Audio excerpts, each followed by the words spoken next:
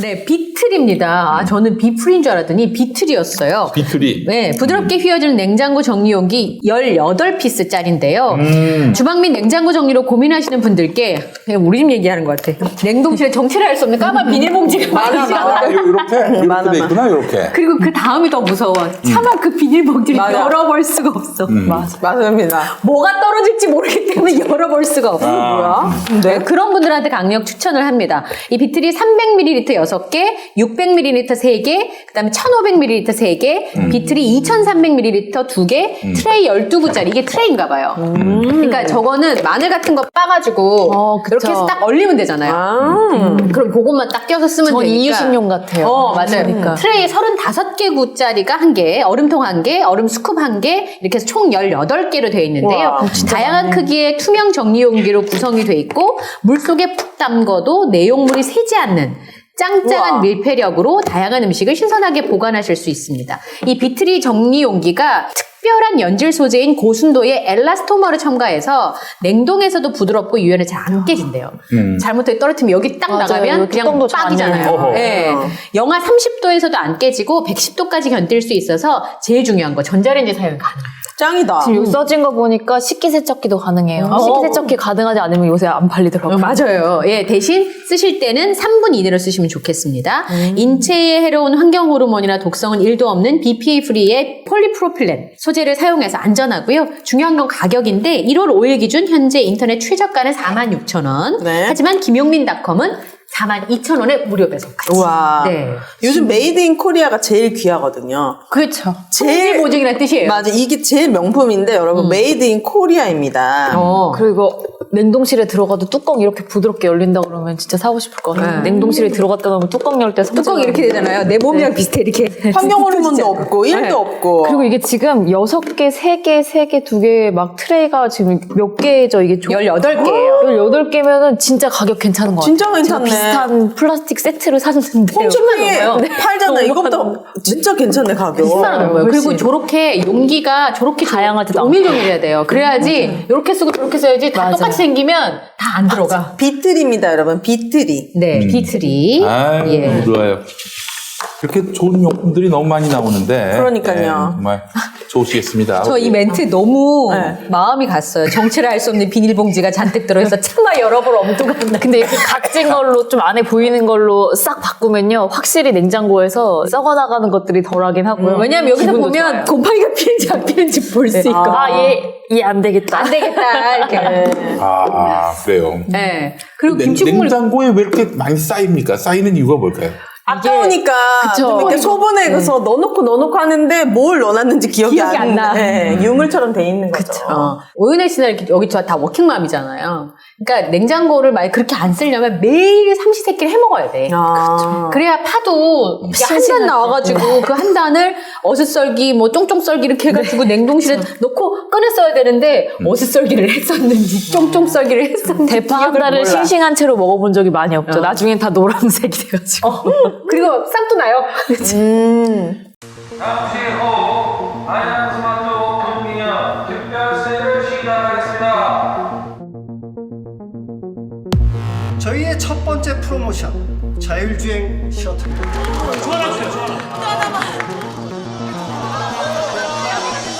이번 달 야심차게 준비한 프로모션 제품들입니다. 모두 무료로 제공해드리겠습니다. 렛츠고! 저기 예전에 그 이회창 형님, 아, 네. 회창이 형. 네. 회창이 형이 이제 한인옥 씨하고 결혼하고 아, 네. 한인옥 씨가 또 그 같은 그쪽도 법조계 집안이었던 걸로 알고 그쵸. 있는데 잘 살았지. 응. 근데 이제 신혼살림을 하는데 그때는 판사님들도 잘 못 살았나 봐요. 뭐 시접살림이 뭐 이게 별로였나 봐. 근데 이제 아버지가 딸이 결혼했는데 냉장고를 그때 사줬대. 와. 냉장고를 딱 사줬는데 그걸 이제 본 거야. 네. 창희 형이 장인어른한테 찾아가서 결혼한 사람인데 결혼한 사람한테 이런 식으로 하시면 안 되지요. 왜 냉장고를 사주냐 이거야. 내 허락도 없이. 더 좋은 거 사달라는. 아니 그게 아니라 일단 내 아내로 왔으면은 네. 이 출가 외인인데 왜 장인어른께서 내 삶의 간섭하냐 그러냐고. 이거잖아요. 야, 그 존심을 세웠대요. 그 책에 나온 걸 제가. 이 재미도 없는 얘기를 지금 왜 이 귀한 시간에 하시는 거죠? 네, 오늘은 이제 이현경 앵커님의 또 귀한 주제로 좋습니다. 넘어가 보도록 하겠습니다. 네. 저는 이번에 제일 관심이 있는 표심이 바로 2030 세대, 특히나 2030 세대 여성들의 표심에 저는 굉장히 관심이 많은데요. 진짜요? 네. 사실 지금 이재명 후보가 골든크로스가 왔어요. 참 쉽지 않은 반전을 한 거예요, 사실은. 지금 대선이 67일 정도 남았는데 골든크로스가 왔다는 건 이 흐름을 바꾼다는 건 굉장히 큰데 아직도 아쉬워하는 연령층이 있다면 바로 2030 여성들입니다. 저도 만 30대이기 때문에 포함됩니다. 여성들의 표심을 얻는 게 사실 이전에 있었던 여러 가지 뉴스들 때문에 지금 쉽지 않은 상황이기도 해요. 그래서 네. 한때는 정가에서 그런 얘기도 있었어요. 이재명 후보가 경기도지사까지는 가능하지만 대한민국 표의 절반을 얻을 수 없기 때문에 대통령 후보는 안 된다라는 얘기가 있었습니다. 오, 네. 네, 최근에 2030 세대에서 오늘 이제 차기 대선 후보 지지도 조사가 나왔어요. 리얼미터에서 나왔어요. 네. 예. 이재명 더불어민주당 대선 후보가 윤석열 국민의힘 대선 후보를 압도적인 차이로 앞서고 있다는 여론조사 결과가 나왔습니다. 네. 오늘 리얼미터가 YTN 의뢰로 지난 3일부터 4일까지 전국의 만 18세에서 39세 1024명에게 진행한 여론조사 결과 발표인데요. 제가 표본오차 이건 안 찾아봤어요. 죄송해요. 그냥 찾아보세요. 2030 세대에서 24명이면 뭐 플러스 마이너스 3.1%포인트고 그러니까 한 6, 7%가 이제 그 오차범위라고 보시면 되는데 네네. 이재명 후보의 지지율은 33.4%. 네. 2위는 안철수 국민의당 대선 후보 19.1%. 대박. 오. 윤석열 후보 18.4%, 아이고. 심상정 정의당 대선 후보 7.5%, 네. 김동연 새로운 물결 대선 후보 1.4%였어요.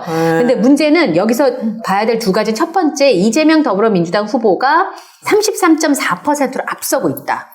그리고 안철수 후보와의 격차가 10%가 넘게 나잖아요. 그러니까 이미 이제 오차범위 밖으로 벗어난 데다 이제 지지를 받고 있다는 것이고, 안철수 후보가 19.1%면 지금 최근에 가장 많이 나온 여론조사가 12% 정도 되거든요. 네. 아, 그래요? 그런데 지금 이게 19%면 어. 굉장히 큰 데다가 윤석열 후보와 순서가 바뀌었다는 거예요. 그 다음에 또 하나, 이 젊은 세대들한테 대통령이 되면 안 될 것 같은 후보 1위가 윤석열 후보였어요. 압도적이에요. 50% 가까이 되죠. 50% 넘었어요? 넘었어요. 아, 이게 아, 여성분들만 2030에서만 아, 우선. 진짜요? 그러니까 이게 안철수 후보와 윤석열 후보가 접전을 벌이고 있다가 두 사람 걸 합치면 40% 가까이 되거든요. 네. 그러면 뭐 정권 교체의 입장을 가지고 있는 사람들이 한 40%는 된다는 거예요. 어쨌든 그렇죠. 2030에서. 그런데 그걸 양분하고 있는데 안철수 후보가 훨씬 더 지금 국회의원 숫자 차이만 해봐도 사실 견줄 수 없는 상황인데도 불구하고 안철수 후보가 물론 표본 오차 아니지만 앞서고 있다는 건 이거 의미가 있다라는 생각이 좀 들고요. 네. 그리고 2030 청년 세대를 좀 살펴봐야 될 거 있는데 저는 이번에 이 결과가 나온 게 지난번에 상프로 TV 정책 그 토론이나 이런 게 영향을 많이 줬다고 봐요. 왜냐하면 맞아. 지금 2030 청년 세대들이 한 달 반 전에 나온 결과를 보면 이 유권자 수가 1,494만 명이에요. 이번 총선을 기준으로 봤을 때. 네. 유권자가 굉장히 많죠. 네. 그리고 전체 유권자의 3분의 1이나 차지하고 있습니다. 그런데 제가 한번 좀 세대별로 그 몇 명이나 있는지 한번 좀 살펴볼까요? 아이고, 또 메모하고 다닙니다. 제가 요즘에 이게. 텐션이 노트를 이건 제가 아닌데 글씨도 엄청 잘 쓰시네. 잘 써나. 저 이제 이준석하고 안철수하고 달라요. 네. 거기 앉아. 글씨 잘 써요. 네. 자, 20대가 662만. 근데 사실은 우리 시민적 평론가 대학 다니실 때만 해도 700만이었어요.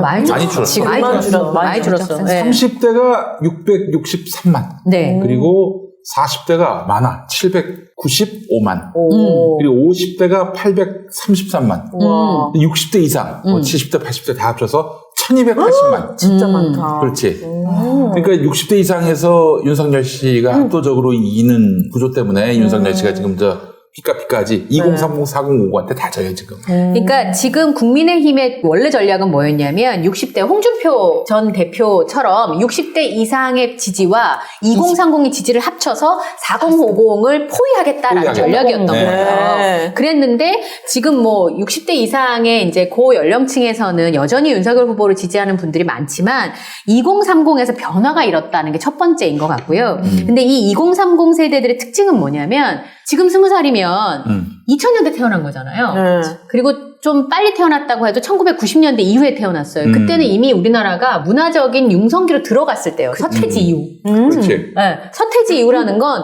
먹고 사는 문제가 어지간히 해결됐기 때문에 우리가 즐길 수 있고 해외여행도 갈 수 있을 정도였거든요. 네. 그때 태어난 아이들이기 때문에 부족한 게 없었던 거예요. 전 어릴 때 전기가 가끔 정전이 됐었어요. 아이고, 이런. 근데 이 친구들은 몰라요, 그런 거. 그렇죠. 네, 그리고 이 친구들이 자랄 때는 휴대전화가 다 있었고, 그렇죠. 인터넷은 당연히 있었던 건데, 저는 제가 대학교 1학년 때 인터넷을 처음 경험했거든요. 그러니까 문화적인 융성기에서 자란 아이들인 전 거예요. 대학교 2학년 때. 네. 예, 나이 나오죠? 네. 그런데 모르겠어, 문제는 나이. 이 친구들이 그렇게 융성한 시대에 자랐는데, 아니야, 인터넷도 아니었어. 인터넷이라고 전화 전 모뎀, 인터넷이었어요. 전화 모뎀.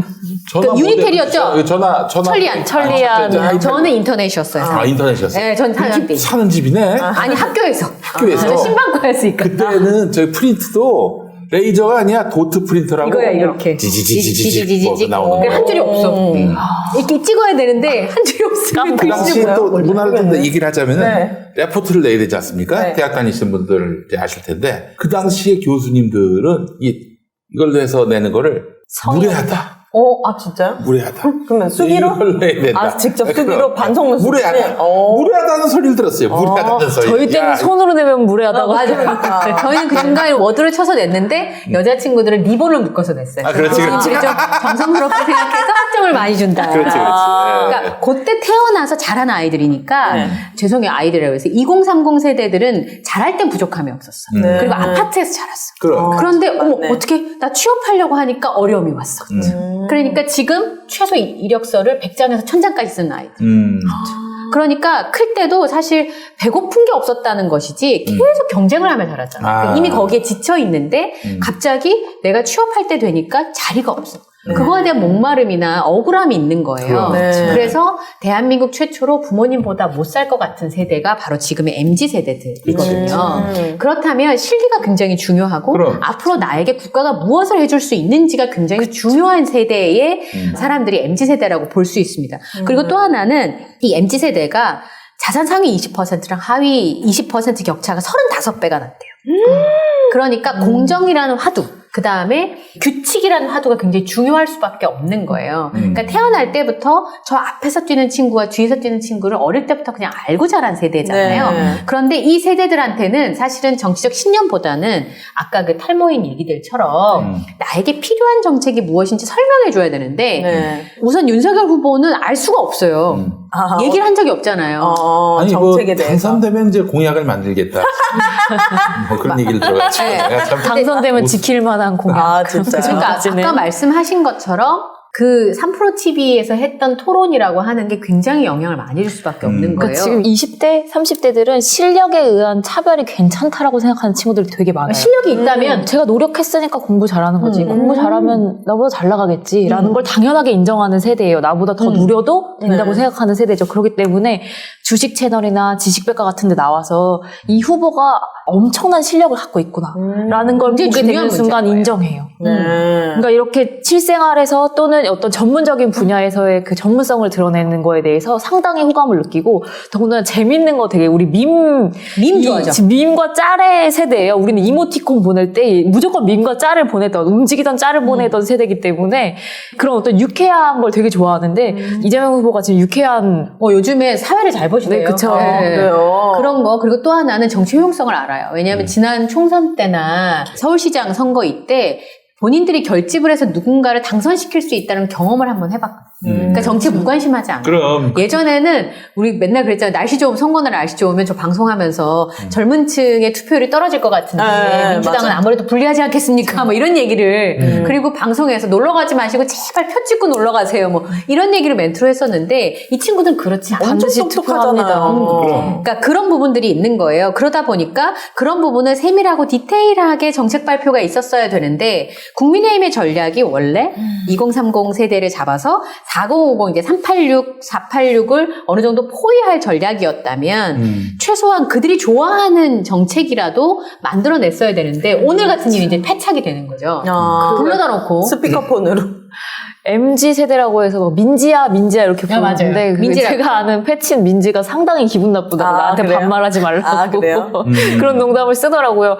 나를 배려하겠다고 하는데 단 하나도 내가 유쾌하거나 또는 호감 가는 정책이나 네. 어떤 태도를 본 적이 없다. 불쾌하고 내가 겪었던 어떤 그런 꼰대를 그대로 보는 것 같다. 네. 민지라고 반말하지 마라 라고 쓰는 거 제가 봤어요. 예. 저만 하더라도 어떤 정책이 이렇게 와닿는 정책은요, 사실 뜬구름 잡는 멀리 있는 뭐 어떤 세계평화, OECD의 선진국을 만들겠습니다. 이것보다는 직접적으로 당신이 결혼합니까? 출산합니까? 뭐 주거의 안정이라든지, 뭐 교육이 필요합니까? 어떤 뭐 사교육이 없어졌으면 좋겠습니까? 그러니까 좀 실질적인 정책이 왔을 때 이 사람의 공약이 궁금해지지, 뭔가 되게 대의적이고 되게 커다란 꿈을 제시하면은, 그래, 나라는 잘 먹고 잘 살 수 있겠지. 근데 내가 지금 힘든데. 나랑 무슨 상관이지? 나랑 무슨 상관이야. 나한테 필요한 걸 줘. 이렇게 되거든요. 그러니까 이런 부분들이 아까 제가 그때 이삭줍기 하듯이 차곡차곡 모아야 되는 것이지 한꺼번에 판을 흔들어서 바람을 일으켜서 하는 선거는 이 젊은 세대들한테 사실 큰 의미가 없다. 이건 제 개인적인 생각입니다. 네. 그리고 또 하나는 뭐냐면 이 친구들한테 무엇을 해줄 것인가도 중요하지만 태도도 굉장히 중요한데 그런 정책을 엿볼 기회가 거의 없었다는 거고요. 제 주변에 있는 이제 여성 동지들, 2030 여성 동지들이 굉장히 관심 있어하는 아이템 중에 하나가 환경오염입니다. 그러니까 저랑 똑같아. 비건. 예, 비건부터 시작해서 좀 불편하더라도 기후변화 이런 거. 기후변화에 움직이는 움직임들이라든지 이런 거 굉장히 중요해서 그 친구들은 내가 좀 불편하고 돈을 더 많이 지불하더라도 맞아요. 그런 걸 할 용의가 있거든요. 근데 맞아요. 그건 그냥 몇 명만 만나봐도 알 수 있는 일이잖아요. 맞아요. 그런데 그런 거에 대한 전혀 얘기가 없고 또 하나는 사실 그렇네. 지금 20대 여성들이 가장 관심 있는 것 중에 하나가 내가 결혼을 하지 않고 평생을 살 때 어떻게 될까예요. 비혼주의를 생각하는 친구들이 많고 젠더 갈등이 있다는 건 남성을 같은 집에 사는 것 자체가 아예 상상이 안 되는 친구들도 굉장히 많이 있거든요. 그럼 예를 들어서 제가 결혼을 하지 않고 혼자서 독립적으로 경제 생활을 하다가 50대가 됐어요. 그러면 이제 국가에서 어느 정도의 무언가가 있어야 되겠죠. 그러니까 사회 구조가 굉장히 많이 바뀌어서 1인으로 사는 사람들이 많아졌잖아요. 근데 그 사람들을 위한 청약제도도 없고요. 그 사람들을 위한 주택제도도 없고요. 그 사람들을 위한 어떤 연금제도도 설명하는 후보가 없는 거잖아요. 그러니까 지금 여성들이 페미니즘이냐 아니냐 때문에 20대 남녀들이 싸우지 않아요. 제가 봤을 때. 네, 맞아요. 그것 때문에 뭐 정치적으로 어떤 갈릴 정도로 심각하게 생각하는 친구들은 그렇게 많지 않아요. 맞아요. 필요한 건 뭐냐면 여성은 좀 안전하게 집에 갈 수 있고 그럼. 그 다음에 내가 결혼하지 않고도 부지런히 직장 생활을 했다면 50대쯤에 내가 좀 안전하게 살 수 있는 공간과 시간을 좀 나에게 달라는 거. 그리고 지금 말씀드린 것처럼 20대 남성들은 또 굉장히 불안하거든요. 비정규직들이 너무 많잖아요. 그렇죠. 그러니까 네. 그런 것에 대한 어젠가 22,000V 맞아요. 강전에서 너무 끔찍했어요. 예비 신랑이 아유. 사망했잖아요. 근데 네. 영상을 이제 MBC에서 처음에 단독 보도를 하면서 전봇대에다 이렇게 메어져 있는 걸 보여줬어요. 근데 제가 그걸 보고 원고를 쓰다가 너무 많이 울었어요. 왜냐하면 이게 그 공사가 13만 얼마짜리라면서요. 하루 일당 네. 13만 원. 신축 오피스텔에 전기를 넣어주는 게 13만 원 정도 되는 아유. 공사라서 네. 그 하청업체가 2인 1조를 못한다. 그거 안 해도 된다. 근데 너무 간단한 거더라고요. 어떻게 보면 그 바구니 달려있는 절연차라고 하는 게 8연차인가? 뭐 이름이 있던데 그 차에 장갑만 끼고 작업을 해도 감전이 안 된대요. 네. 근데 왜 그게 안 됐던 건지. 돈이 안 된다는 거예요. 돈이 안 되니까 그 차가 아니라 소형 트럭을 본인이 몰고 갔고 심지어 자기 작업구역도 아닌 거예요. 급하게 사람 필요하다고 다른 소장한테 연락이 와서 해질 무렵에 4시에 바깥에서 공사하는 게 어딨어요. 집에 아유. 가야지. 근데 거기서 혼자서 하다가 이제 문제가 생겼는데 고압 전류가 흐르니까 사람이 다쳤는데 못 내린 거예요. 30분을 그래서 거기- 그 고압 전류를 끊고 사람을 내려서 아주대병원의 외상센터까지 가는데 1시간 반. 심지어는 신원 확인이 안 돼서 60대 남성인지 알았다는 거잖아요. 근데 너무 화상이 심해가지고요. 그걸 알려준 사람도 심지어는 그 회사 사람이 아니라 전직 동료였다는 거예요. 어떻게 그럴 수가 있지? 그러니까 그냥 그 아들을 보낸 엄마는 투사가 될 수밖에 없는 금용균 씨처럼. 네. 근데 그런 것들을 어떻게 해줄 것인지. 그리고 그런 자리에 가서 그 사람들을 해결을 못 해주더라도 그 하소연을 다 들어줄 마음의 준비는 돼 있어야 된다. 당연하죠. 그러니까 뭐 좀 복잡하게 생각할 거 없어요. 너무 정치하고 연결지어서 생각할 필요 없고 부동산 문제 이런 거 아닙니까? 그렇죠. 내가 내 직장에서 가까운 곳, 안전한 곳, 안락한 곳에서 살고 싶다. 그걸 지금 당장 실현할 수 있다. 그게 어려우니까 사실 부동산 문제가 불거진 거 아니에요? 맞습니다. 예. 근데 그런 꿈을 실현시켜주는 것이 국가와 공공의 역할이고 한적없이 그냥 가격은 뛰고 그 꿈은 사라지고 그러니 서울에서 경기도로 와서 사는 사람들도 많아지고 그러니 절망감이 또 느껴지는 것이고 또 경기도 집은 또 가만히 있습니까? 거기도 가격이 계속 뛰고 오잖아요. 있죠. 그래서 말씀하신 대로 이게 뭐 페미니즘이냐 아니냐 이걸 그런 게 떠나서 아니에요. 예. 안전하게 집에 가고 싶다. 맞아요. 안전하게 그리고 집에 가고 싶다. 좀 번듯한 직장 다니면서 내 미래를 설계하고 싶다. 이 꿈을 채워주면 되는 거예요. 그렇지 않고 네. 다 방치하면 약자끼리 싸웁니다. 약자끼리 싸워요. 그쵸. 아, 맞아요. 근데 이런 사고들을 보면은 너무 진짜 가슴이 아픈 게 이게 피치 못해 피할 수 없는 그런 운명적인 사고가 아니라 아주 너무 말도 안 되는 사고인 거잖아요. 2인 1조였다든지 아니면 그게 박스가 있었다든지 장갑을 제대로만 연장을 꼈어도 꼈다잖아요. 아니, 아니 충분히 막을 수 있는 죽음을 이런 노동자들의 죽음이 이렇게 허무하게 죽어가고 있기 때문에 우리가 분노하는 거잖아요. 사실은 어떤 천재지변에서 막 사고가 나서 화재로 죽고 뭐 이게 아니라 그냥 한 명만 더 있었어도 멈출 수 있는 기계에 깔려 죽고 한 명만 더 있었어도 살 수 있는 그러니까 이런 말도 안 되는 사고는 우리가 막을 수 있지 않나. 최소한의 그런 그쵸. 사회적인 보호막이 있어야 되지 않나 싶네요. 돈이 좀 들고 시간이 들어도 네. 그렇게 할 수 있는 사람. 그리고 또 하나는 그런 것 같아요. 사실은 요 연령대가요. 자산 대비 부채 비율이 너무 높대요. 그렇죠. 다 빚쟁이에요. 빚쟁이에요. 그래. 그러니까 이런 문제들을 5년 뒤에 우리가 더 가난해질 거라고 생각한대요. 이 그쵸. 2030 다 세대들을. 불안함이 있어요. 우리 그래도 어른들 뭐 7080 영화 보면 잘 될 거야. 뭐 나중에 뭐 이런 얘기가 있잖아요. 그런 젊은 친구들 없어요. 나중에를 위해서 지금이라도 뭘 해야 되고 주식이라도. 왜냐면 이젠 적금을 들 수 있는 맞아요. 그 세대도 아니에요. 빚을 갚아야 되기 때문에 적금도 아니고 주식 조금 짬내서 이거 대박 나거나 비트코인 좀 짬내서 이걸 한다거나 그러지 않고서는 자기 미래에 대해서 항상 모두가 갖겠지만 이 젊은 친구들은 더더욱 불안함을 갖고 불안하죠. 있어요. 네, 그럼. 그래서 이 빚 문제를 해결해 줄 수 있는 사람, 그리고 안전 문제를 해결해 줄 수 있는 사람, 그리고 특히나 이 2030의 표심이 가장 무서운 게 뭐냐면 나 언제든 후보를 바꿀 수 있어. 그렇죠. 진영 논리에 매몰되지 네, 않고. 40%가 넘는 젊은 친구들이 나는 아직도 누구든 바꿀 수 있어 라고 얘기하는 사람들이라는 거예요. 그러면 아까 김용민 PD가 말씀하신 것처럼 뭐 40, 50, 60, 70, 80까지는 어느 정도 지지 후보가 정해져 있다 할지라도 여기서 승부가 나는데 여기는 신민철 평론가 말대로 실력의 승부가 나는 거예요. 그렇지. 그러니까 이제 우리 한 40, 50 이상은 정당을 선택하죠. 그렇죠. 네. 대의 명분이 중요하고. 그렇죠. 그래서 사실은 마음에 안 들어도 저 정당이 우리 당이기 때문에 우리 네. 당을 찍어야 한다. 이게 또 역사적으로 그런 정치적 뿌리들이 배경 때문에 네. 그렇게 구분지어진 측면이 있지만은 지금은 그런 논리에 귀속되지 않아요. 젊은이들이. 그래서 네. 그럼요. 적어도 우리가 저 당은 못 찍겠다라는 마음으로 투표하지 않는다는 거예요. 그 맞습니다. 그리고 저는 아까 안철수 후보가 19% 나왔고 윤석열 후보 앞선다고 했는데 토론회 한 번 하고 나면 저는 젊은이들 표 이동할 거라고 생각합니다. 아. 일단 안철수 후보가 그렇게 토론에서 매력적이지 않잖아요. 계속 뭐 패배했죠. 그쵸. 토론하고 나서 계속 지지율이 깎이는 스타일이에요. 그럼 윤과 안이 다 그런 스타일이잖아요. 젊은 세대들은 이거 밈으로 활용합니다. 웃기면 끝이에요. 이 사람 신뢰를 잃어요.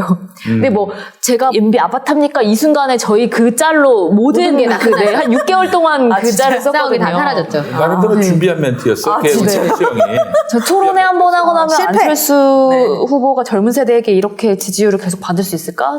떨어질 거라고 생각합니다. 네. 그러니까 저는 물론 지금 뭐 FM코리아나 이렇게 일정 커뮤니티에서 나오는 여론들이 다 젊은 20대 남성들의 생각이라고 생각하지 않아요. 그렇지만 뭐든지 그래 최소한 저는 정도를 가야 된다고 생각해요. 정치라고 하는 게 정책과 일맥상통하는 것이고 그 정책을 젊은 친구들한테 보여주는 게 우리의 몫이고요. 네. 진짜 저는 2030 친구들 만나면 할 말이 없어요. 일단 자꾸 안철수 후보 얘기하게 되는데 새정치 뭔지 설명 제대로 안 하고 저희한테 했듯이 30대한테 했듯이 새정치 얘기하시면 네. 요즘 20대는 얄짤없습니다. 안철수 잡는 신평론가는 거듭나요.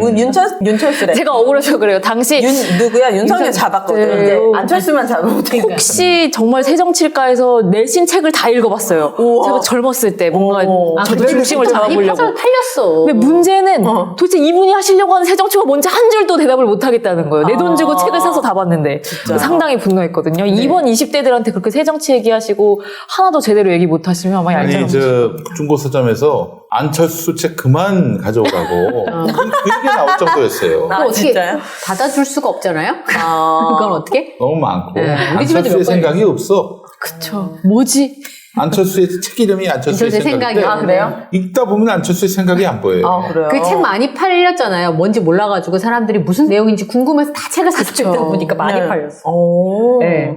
어쨌든 제가 오늘 말씀드리고 싶었던 거는 그런 부분이었어요. 그러니까 2030에서 승부가 날 텐데 저는 이삭줍기를 추천드립니다. 네. 뭐든지 다가갈 수 있는 예전에 저 그 100원 택시 말씀드린 적 있었잖아요. 네. 그러니까 그 농촌 지역의 어르신들이 읍내 나갈 방법이 없는데 택시를 나머지는 다 지자체에서 부담을 하고 100원만 내면 탈 수 있는 택시를 하거나 아니면 트리를 지원해 주거나 이게 어른들의 마음을 민주당 쪽으로 확 돌렸던 굉장히 중요한 공약이었거든요. 네. 그러니까 대단한 공약보다 아까 말씀드렸던 그런 저는 청약제도도 1인을 위한 청약제도도 좀 해봤으면 좋겠다. 아, 1인 가구. 네, 왜냐하면 제 주변에 비혼을 하겠다는 여성들은 또 너무 많은데 또 집은 갖고 싶은 거예요. 근데 그 집이 이제 오인혜 씨나 저처럼 애 키우는 엄마들하고 원하는 집이 형태가 다르잖아요. 완전히 네. 그리고 재테크도 설명을 좀 해줬으면 좋겠대요. 네. 그러니까 이런 부분들에 대해서 대답할 수 있는 후보가 좀 있었으면 좋겠다. 아, 네.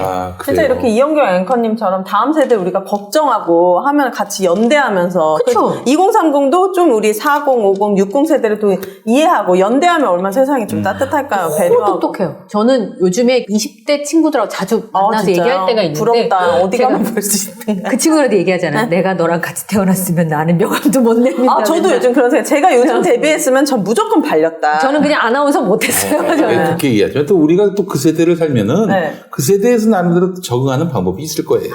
아니 이현영 앵커님, 네. 인구수로 보면은 우리가 100만은 못하지만은 엄청나게 많은 같은 그 동기들이 있다고. 왜냐면 아버지가 베이비붐 세대여가지고 네. 우리도 되게 많았어요. 그래, 그러니까 우리가 그때 태어나면은 지금 세대하고 태어나면 뒤처질 거다라는 생각은 가정 자체가 잘못된 거예요. 어떻게 보면 슬픈 거예요. 이 친구들은 그렇게 해야 살아남았던 거예요. 맞아요. 치열하게. 유치원 때부터 계속 그렇게 해왔기 때문에 그 삶을 전쟁처럼 경쟁처럼 살아왔고 자기의 권리를 그렇게 찾아서야만 맞아요. 살 수 있었던 친구들이기 때문에 어떻게 보면 그냥 천진하지 못하고 좀 더 낭만적이지 못한 게 안타까울 때도 있어요.